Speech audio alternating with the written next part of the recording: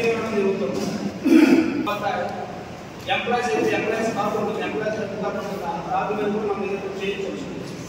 అలాగే కొంతమంది health insurance కట్టుకుంటారు, అలాంటి హెల్త్ ఇన్సూరెన్స్ కట్టేవాళ్ళు కూడా ఇక్కడ చేసుకోవచ్చు. అంటే క్యాష్లెస్ ఫెసిలిటీ అన్నమాట. ట్రీట్మెంట్ పరంగా అందరూ అనుభవం కాకపోతే 20 సంవత్సరాల నుంచి చేస్తున్న ప్రాక్టీస్ రీసెంట్గా మేడం గారు రావడం జరిగింది.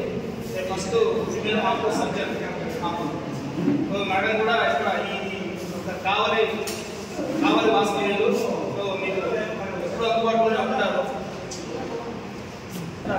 మంచిగా అలాగే క్యాంప్ స్టార్ట్ చేస్తారు.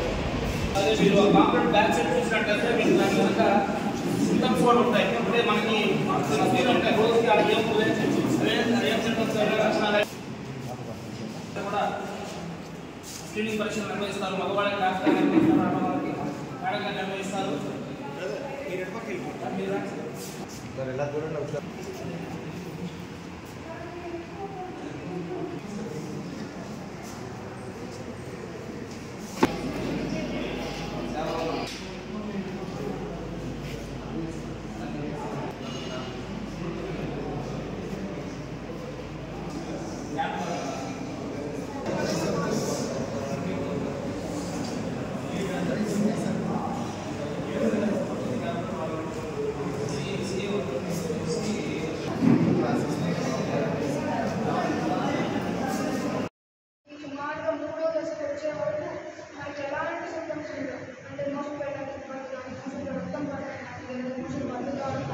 HCG cancer hospital surgical oncology.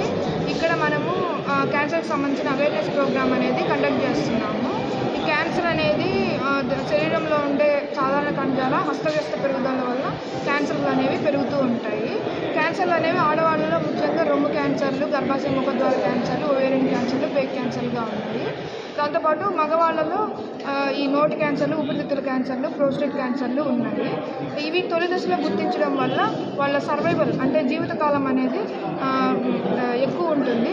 చివరి దశలో గుర్తించడం వల్ల జీవితకాలం అనేది చాలా తక్కువ ఉంటుంది అన్నమాట. For example breast cancer stage 1లో ఉన్న వాళ్ళకి 95 నుంచి 98% ఉంటుంది సర్వైవల్ జీవితకాలం. అదే స్టేజ్ 4లో ఉండే క్యాన్సర్కి 15% మాత్రమే ఉంటుంది అన్నమాట.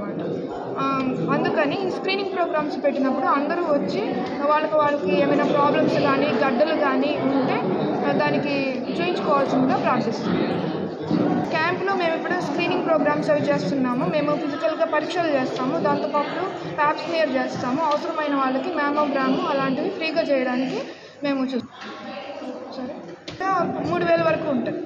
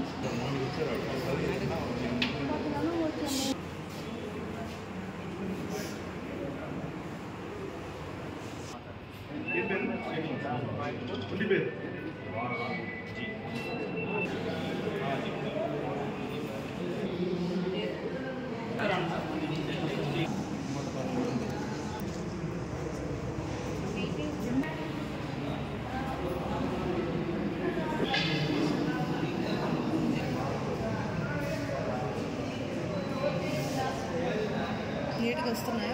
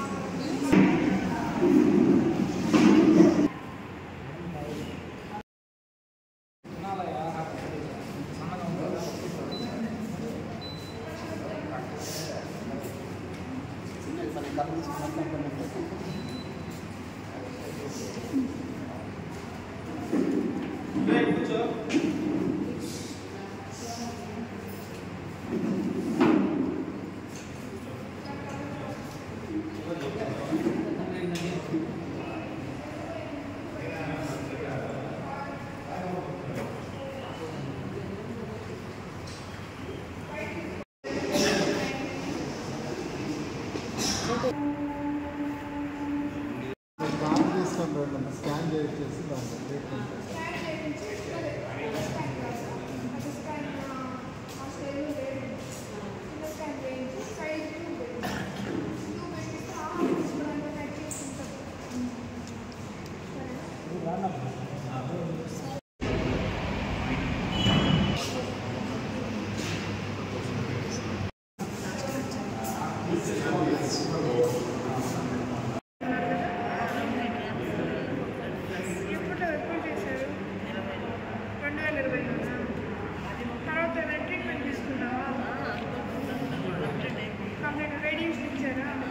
రేడియేషన్ కూడా ఇచ్చారు.